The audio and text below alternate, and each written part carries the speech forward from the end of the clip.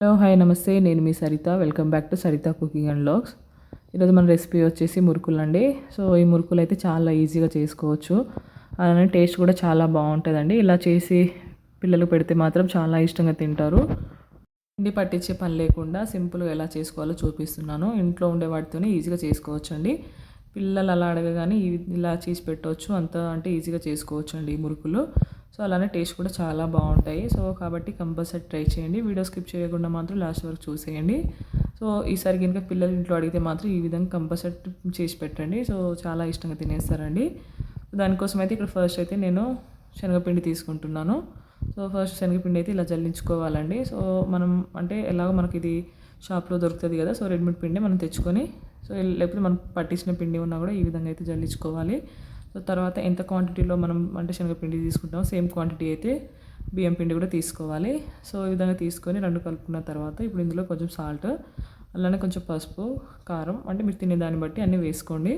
తర్వాత ఇందులో కొంచెం ఓమ కూడా వేస్తున్నానండి. సో ఇలా వేసుకోవాలి. మీరు కావాలంటే ఇందులో కొంచెం నువ్వులు కూడా వేసుకోవచ్చు. ఇలా వేసుకున్న తర్వాత ఇప్పుడైతే నేను ఇందులోకి అయితే బటర్ వేడి చేసుకొని వేసుకుంటున్నాను. సో ఇలా వేసుకోవడం వల్ల ఏంటంటే టేస్ట్ చాలా బాగుంటుంది. ఒకవేళ బటర్ లేకపోతే ఆయిల్ అయినా వేసుకోవచ్చు అండి హీట్ చేసుకొని. సో ఇదంతా ఇందులో ఇప్పుడు వేసుకోవాలి. ఇలా వేసుకొని అయితే పిండి మంచిగా కలుపుకోవాలండి. సో ఇలా ఎప్పుడు ట్రై చేయకపోతే మాత్రం కంపల్సరీ ట్రై చేయండి, టేస్ట్ చాలా బాగుంటుందండి.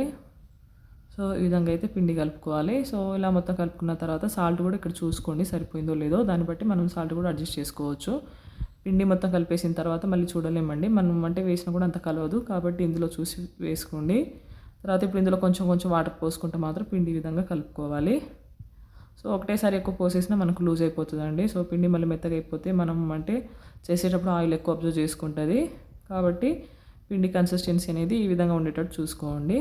సో ఇలా కొంచెం సాఫ్ట్గా కలుపుకోవాలి. సో ఈ విధంగా కలుపుకుని పక్కన పెట్టేయండి. ఒక టైం ఉంటే ఒక 5-10 మినిట్స్ వరకు పక్కన పెట్టేసినాం కదండి. సో తర్వాత ఇప్పుడు ఒక 10 మినిట్స్ తర్వాత మాత్రం ఇలా మనం మురుకులు చేసే గొట్టంలోకి అయితే ఫస్ట్ ఆయిల్ అప్లై చేసుకోవాలి.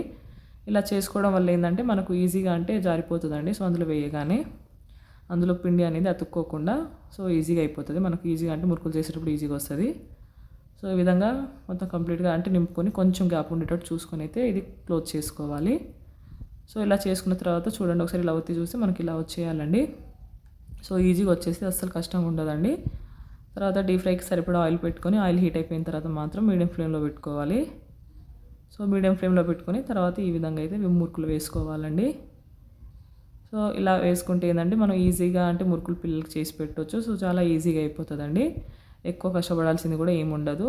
సో 2 సైడ్స్ ఈ విధంగా టర్న్ చేసుకొని కొంచెం కలర్ చేంజ్ అయిపోయిన తర్వాత క్రిస్పీగా వస్తాయి మనకు. అలానే ఇలా తీసేయడం అంతే అండి. సో చాలా ఈజీ ప్రాసెస్, ఎవరైనా ఇంట్లో ఈజీగా చేసుకోవచ్చు. ఫస్ట్ టైం చేసే వాళ్ళు కూడా చేసుకోవచ్చు అండి. సో కాబట్టి ఈసారికి మీరు ట్రై చేసి మీకు ఎలా వచ్చిందో కామెంట్ చేయండి. అలానే మీకు నచ్చితే కంపల్సరీ లైక్ చేయండి, మీ ఫ్రెండ్స్కి రిలేటివ్స్కి షేర్ చేయండి. మరిన్ని రెసిపీస్ కోసం నా ఛానల్ అయితే సబ్స్క్రైబ్ చేసుకోండి. Thanks for watching.